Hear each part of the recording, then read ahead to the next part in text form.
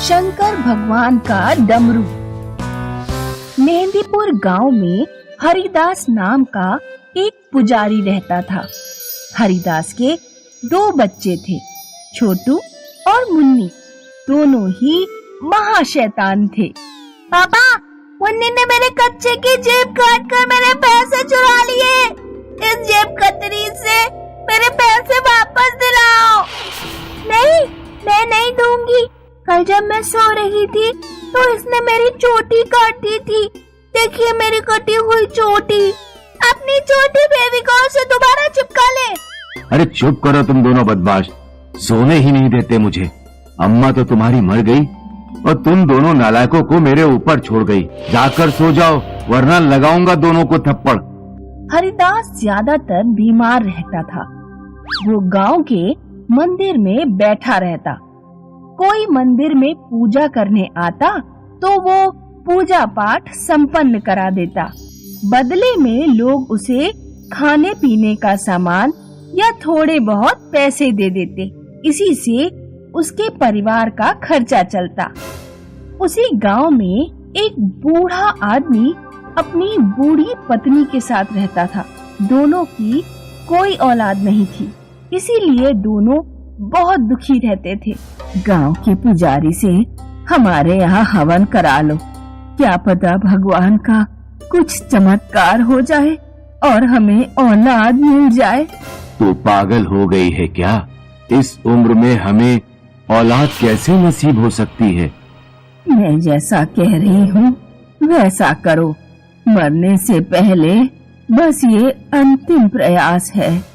तुम हरिदास पंडित को घर बुला लाओ और हवन कराकर घर की शुद्धि करवा लो।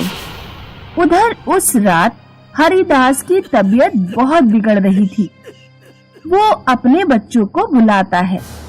बच्चों, कभी कभी मैं तुम्हें बहुत डांट देता हूँ, लेकिन तुम लोग बुरा मत मानना। मैं तुम्हें बहुत प्यार करता हूँ। हो सकता है मैं ज्यादा दिन जीवित ना रहूं। आज मैं तुम्हें एक विशेष चीज देना चाहता हूँ।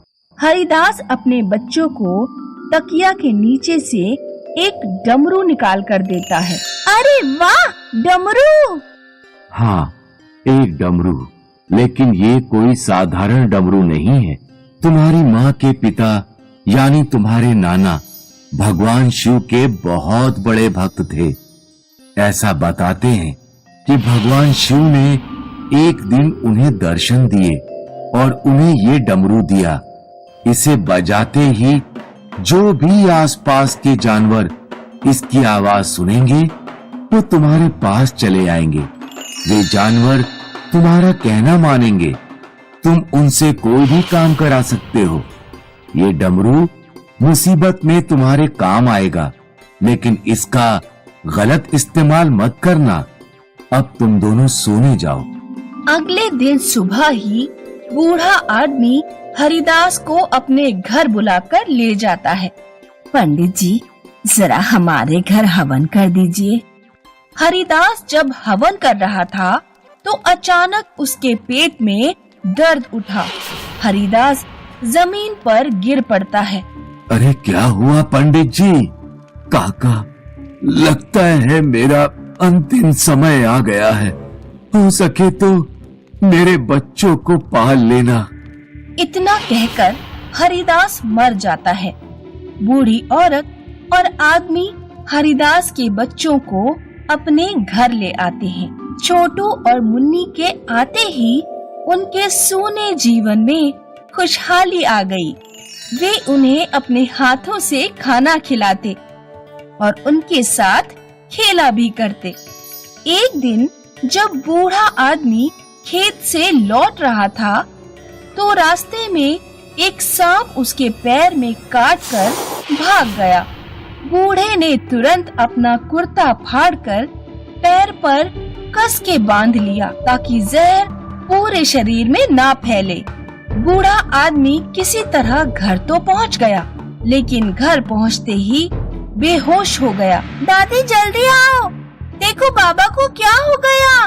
बूढ़ी औरत देखती है कि उसके पति के पैर में सांप के दांतों के निशान हैं।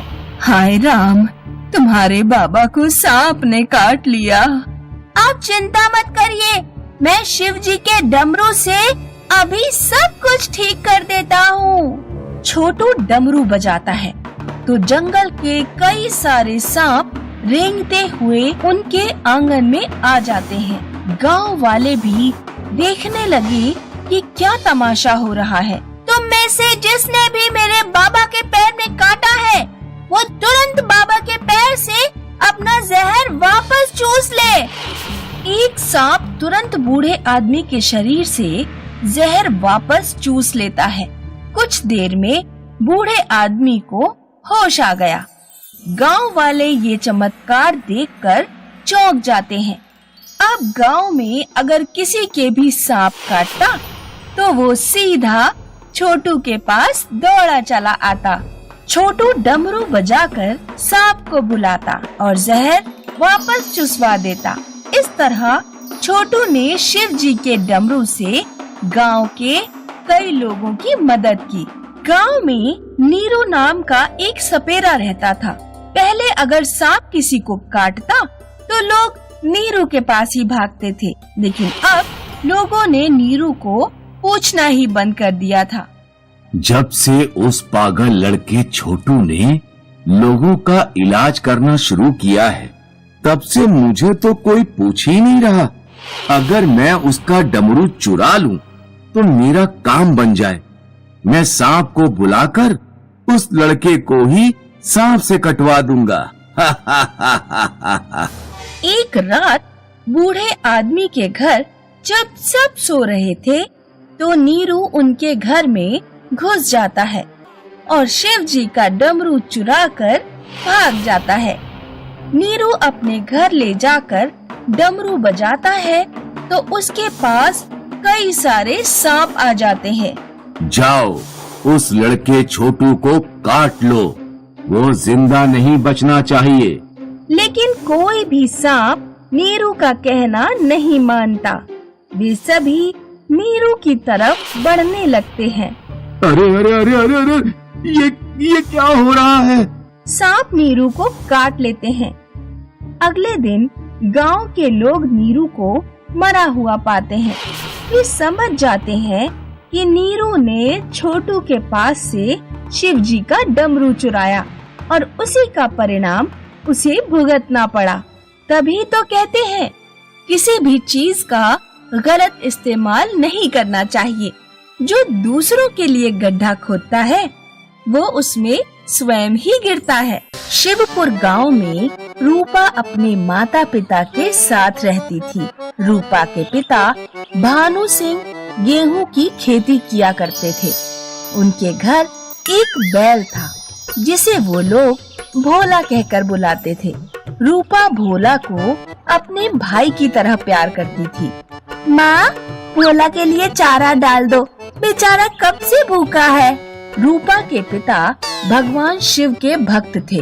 वे रोजाना नहा धोकर सबसे पहले मंदिर जाते। मंदिर जाकर वे शिवलिंग पर जल चढ़ाते, प्रार्थना करते और शिवलिंग के सामने बैठकर कुछ देर ध्यान भी किया करते।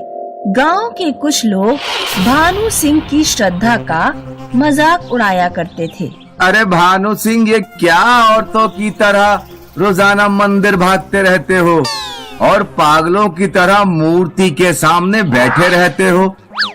अरे हमारे साथ आओ, जुआ खेलो, बोतल पियो, कुछ मर्दों वाले काम करो। देखो धनु भाई, मैं मर्दों वाले काम किए बिना ही खुश हूँ। और रही बात पूजा पाठ की, तो मेरी भगवान शिव में बचपन से श्रद्धा है। यही श्रद्धा मुझे जिंदगी की चुनौतियों का सामना करने की शक्ति देती है। धनु राम को भगवान के प्रति भानु की अगाध श्रद्धा देखकर बहुत जलन होती थी। किसी न किसी दिन मैं इसका भगवान के प्रति विश्वास तुड़वा कर ही रहूंगा। मंदिर से लौटने के बाद भानु सिंह अपने बैल भोला के साथ खेत पर जुताई करने जाता था। रूपा भी साथ में जाती थी। रूपा के पिता जब खेत की जुताई करते तो रूपा भोला के ऊपर बैठ जाया करती थी। भोला बहुत मजबूत था। वो रूपा को अपनी पीठ पर बैठाकर भी आसानी से खेत की जुताई कर देता। दोपहर में रूपा की माँ खेत पर खाना लेकर आ जाया करती थी। रूपा, तू भी पिताजी के साथ खाने बैठ गई। इतनी देर से भोला की सवारी कर रही है। अब उसे जाकर थोड़ा पानी भी पिला दे, बेचारा प्यासा होगा। रूपा भोला को पानी पिलाने चली जाती है। रूपा बड़ी हो रही है, अब हमें उसकी शादी पर विचार करना चाहिए। मैंने ढोलकपुर गांव में एक लड़का देख रखा है। लड़के के पिता सरपंच हैं, बहुत ईमानदार आदमी है। लड़का भी बिल्कुल उन्हीं पर गया है। अगले दिन ढोलकपुर गांव के सरपंच भानु सिंह के घर आते हैं तो पूरे गांव में भानु सिंह की चर्चा होने लगी। सरपंच के परिवार को रूपा पसंद आ जाती है और वे लोग 4 महीने बाद शादी करने को कहकर वापस चले जाते हैं। 4 महीने में हम शादी की तैयारियां कैसे कर पाएंगे? फिक्र मत करो, कुछ ही दिनों में मैं और भोला मिलकर खेत की जुताई कर देंगे। 2-3 महीने में फसल कट जाएगी। फसल बेचकर पैसों का इंतजाम हो जाएगा। उधर धनुराम को जब पता लगता है कि शिव भक्त भानु सिंह की बेटी का विवाह ढोलकपुर गांव के मुखिया के घर से तय हो गया है तो जलन के कारण उसका खून खौल जाता है।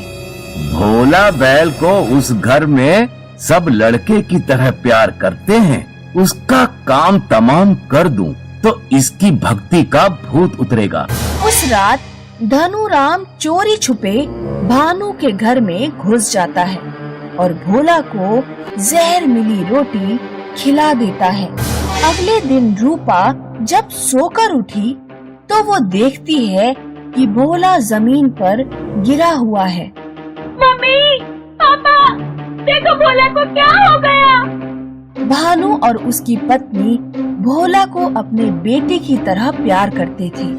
जब उन्होंने बैल को मरा हुआ देखा तो दोनों को सदमा लग गया। ये दोनों ऐसे बीमार पड़े कि फिर खटिया से उठ ही नहीं पाए। अब आया मजा। अब देखता हूँ कैसे मंदिर जाता है। अपने पिता के बीमार होने के कारण रूपा मंदिर जाती है और रो रो कर भगवान शिव से प्रार्थना करती है। रूपा को अपने पीछे किसी के घंटी बजाने की आवाज सुनाई देती है। वो पीछे मुड़कर देखती है कि एक बैल खड़ा हुआ है जिसके गले में घंटी बंधी हुई है। रूपा बैल को देखकर बहुत खुश होती है और उसे लेकर अपने घर पहुंचती है। देखो पिताजी, मुझे भोलेनाथ के मंदिर में क्या मिला। भानु सिंह और उसकी पत्नी बैल को देखते ही तुरंत बिस्तर से उठकर बैठ जाते हैं। ये तो साक्षात भगवान शिव का नंदी ही लग रहा है। नया बैल इतना तेज था कि वो 3 दिन में ही पूरा खेत जोत देता है। इस बार भानु की फसल भी बहुत शानदार होती है। उधर धनुराम गुस्से से पागल हो रहा था। अब इसके घर एक नया बैल कहाँ से आ गया? लगता है इसका भी काम तमाम करना पड़ेगा। एक रात फिर धनुराम नए बैल को मारने के लिए भानु सिंह के घर में घुस जाता है। बैल जैसे ही देखता है कि कोई अनजान आदमी उसके पास आ रहा है, वो तुरंत अपनी गर्दन हिलाकर घंटी बजा देता है। सोनिया वहाँ आ जाती है और धनुराम को पकड़कर उसकी खूब धुनाई करती है। पूरा गांव इकट्ठा हो जाता है। मुझे माफ कर दो भानु।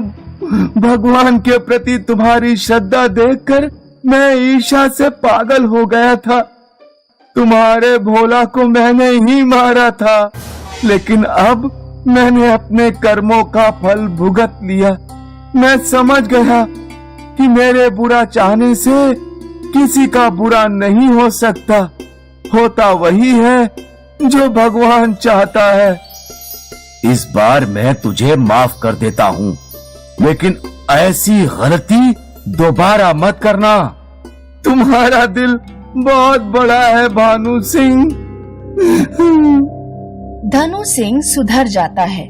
कुछ महीनों बाद रूपा के माता पिता पूरे धूमधाम से रूपा की शादी करते हैं।